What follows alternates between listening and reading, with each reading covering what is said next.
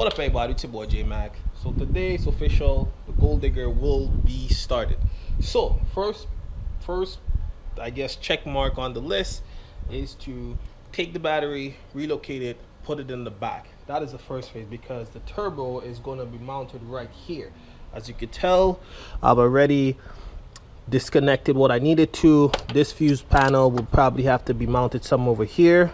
This bracket that held the battery down, I won't need it anymore. So that's pretty much my first job. The wires that I got is some regular 1 gauge wire. What is this? 2 gauge wires. Oh, I thought this was 1 gauge wire. 25 feet. That's weird. I could have sworn this was 1 gauge. Whatever. Okay, so that old bracket is out. Huh? Are you recording the whole process? I mean, I'm making content. That's pretty much what I do. Don't hate, bro. So the next thing I got to do is pretty much remove as much obstacle as possible. This was wrapped up in the wires, so you want to get that out. These I have a special tape for it. It's gonna wrap it in some. Yo, what tape did you say this is called? Some polyester type tape. So I'm gonna wrap the electrical tape first, clean it up, then wrap the polyester tape on it, prevent it from the heat. It's a heat type tape, and relocate this fuse box to probably here. Excuse the. So let me just tidy that up so that none of these wires are exposed. So being tall does have its pros and its cons, because when you gotta work, you gotta obviously bend in your car. I'm about what, 6'1", 6'2", and my back is hurting me because I gotta slouch over to try to neaten up all these damn wires. So that's part of, you know, being tall, one of the disadvantages. So for here, I'm just literally wrapping up all these old ass wires so that I can use the nylon tape on it. I just noticed that I picked up the wrong gauge wire, so I have to go back to the store to get the right wire, unfortunately. So that's probably going to hold the project a little bit. Hopefully I can get there, and they do have that actual wire, because I would be really upset. Okay, so I have already finished cleaning up the wires and use the electrical tape. This nylon tape is a really good tape. What is it? Get you some of these. It definitely does work. It's strong, very durable, so it will hold up to the heat. Now she looks nice and smooth, right, all the way at the bottom. And I can't clean these wires up yet because these are going to be running. This I won't be using anymore.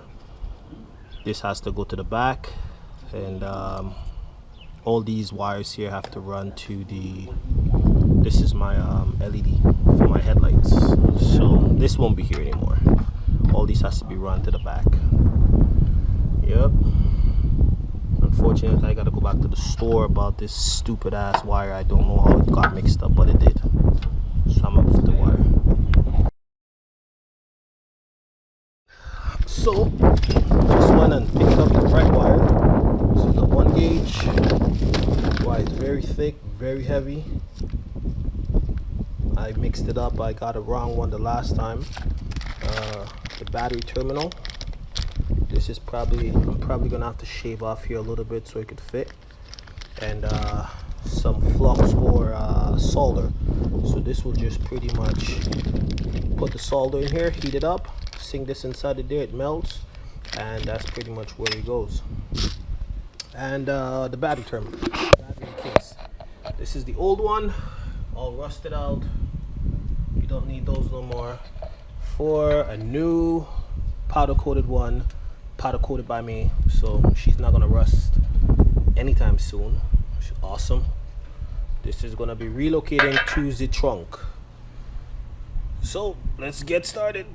I don't know if the camera could see down that far, but This is the hole we just made. We put a grommet inside of it so that the cable could run through it nice and smooth. I mean, it's not the best grommet work, but I guess when it dries up again, I'll put on the next layer so that it doesn't slide out. So that's how she looks. We're getting there, slowly but surely. Alright, so the cable for the battery that runs from the back, the power, ran it through the firewall, drill a hole, put a grommet, ran it through the firewall. This is gonna come here, we're gonna connect the terminal, connect this here. Right, so and relocated the fuse box. So it's neatly zip tied here. Probably get another one and zip tied somewhere close around here. That's gonna be done. So pretty much this section here is mostly finished. Ran the power cord under the mat along the, I guess, the floorboard. It ran, this has a hole so you could just run it right through. You can't really see it right now. Same shit, runs underneath the car, underneath the mat, comes up through here, under the seat, and finally here. So I just had my powder coated I guess battery holder case, just drilled 2 holes. You could tell I'm just gonna take 2 nut and bolt and just put that bad boy in right there. She is ready to be mounted, and battery should be able to go in the car now. Pretty much done with the back. Just have to put the battery tie down to bolt the battery down, and I think we should be good there. This, I want to pull this excess wire back through. It's way too much. I don't want that much wire inside of there. Probably about this much. So I'll pull that right back out. This is my ground. I just grounded to the frame here. I'll probably get another ground. I'm not sure yet.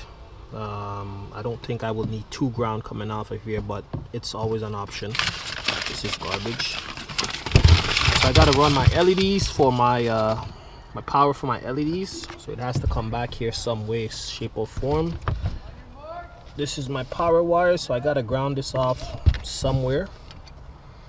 Maybe I'll try to, I don't know, I'll find somewhere to ground this off.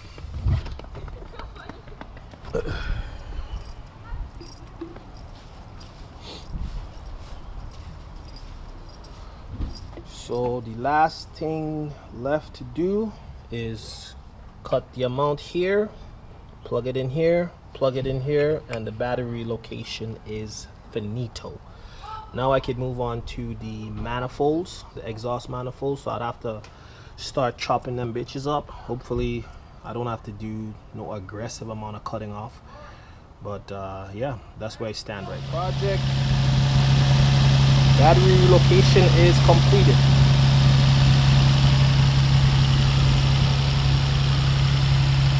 Runs good, sounds good.